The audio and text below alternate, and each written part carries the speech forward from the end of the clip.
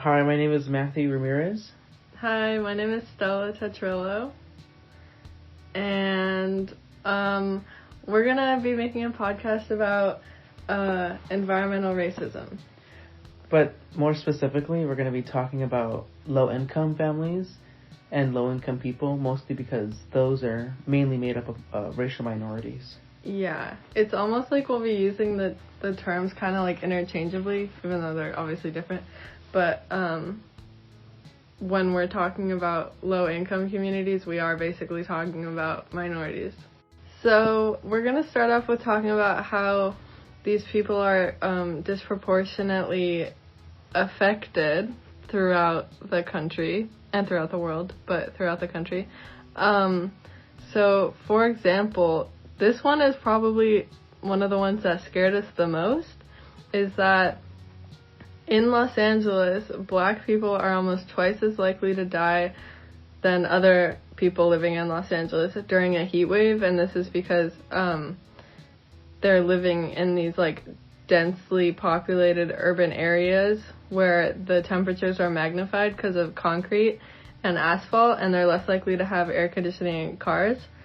So that was something that scared us the most, probably. Yeah, and when doing the research, and then when you had read that comment to me, like you were saying, it's really terrifying to think about, especially because we're from Los Angeles, and even though we're not in those kind of low-income places in urban areas, the fact that so many people are still being affected, that's...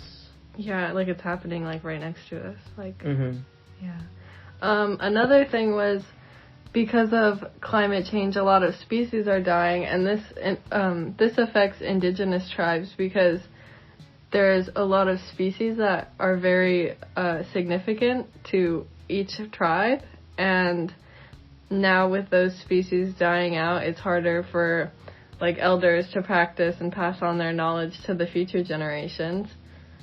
And then there's also things like air pollution.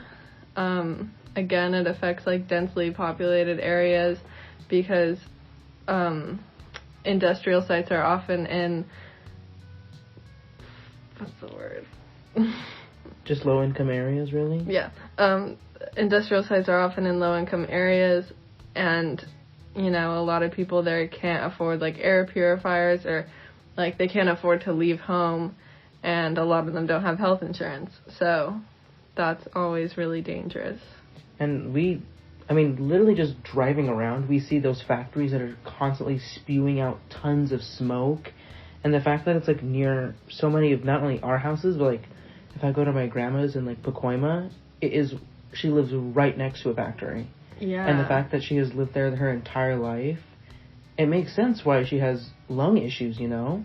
So it's like, you kind of see it your entire life, and you don't even recognize that that is a major issue that's not only happening to you, but to everyone around you.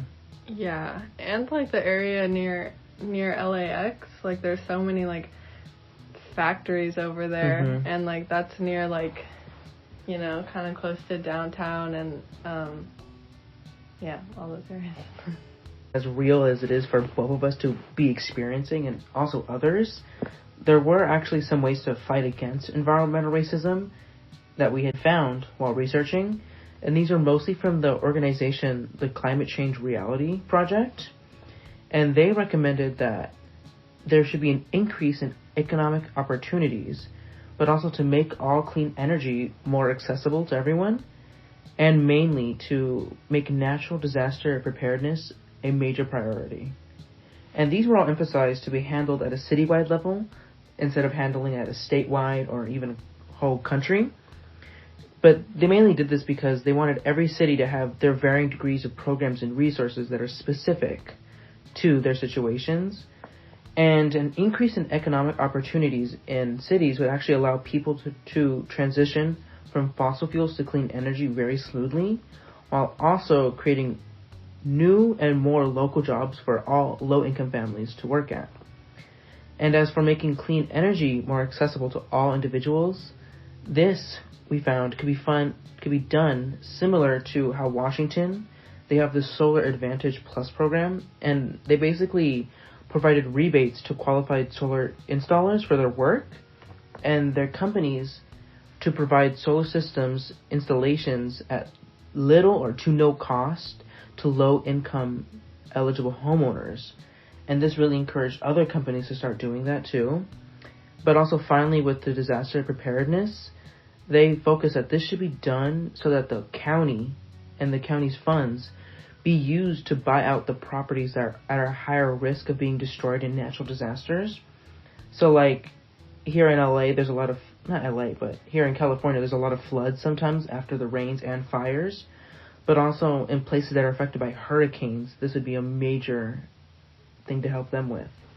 And then that part reminds me of the excerpt we read from Underground America, Diana's story, because, you know, like she was being forced to work in the casino during the hurricane when all of her, like, I'm assuming white coworkers were able to leave, and she had to stay there overnight to clean.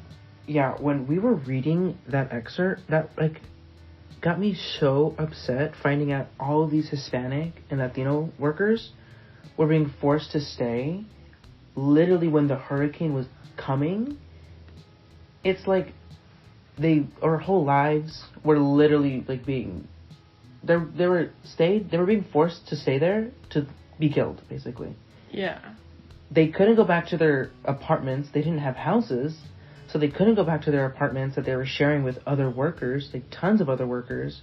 So not only was everything that they owned going to be destroyed in the hurricane, they themselves were going to be killed because they weren't able to leave their jobs.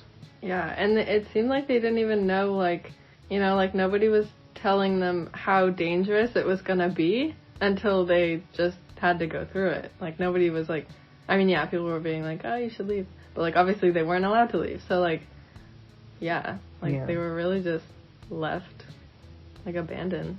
Yeah. And, I mean, I think that's why her story was so important and kind of why we wanted to focus on environmental racism as a whole. Is it because it not only do we know our own experiences living near situations that are also affected by the environment, but also to... Oh, also, that reminds me, like, you know, being in California, we all know how bad the wildfire situation gets, and, you know, that just, like, reminds me of how bad the air quality gets and how much smoke is in the air, and how our huge homeless population, you know, is just, you know, like they're forced to be outside, and deal with that. They have really, like, no protection from it. So that just, you know, that just brings it back to how much responsibility, like, the government and stuff should take with these situations. Yeah, and that's kind of why we wanted to talk about it, just to show that there are actual solutions that the government, whether at a federal, nationwide, or citywide, the steps that they should take in order to help fight against this. But thank you for listening. Thank you for listening.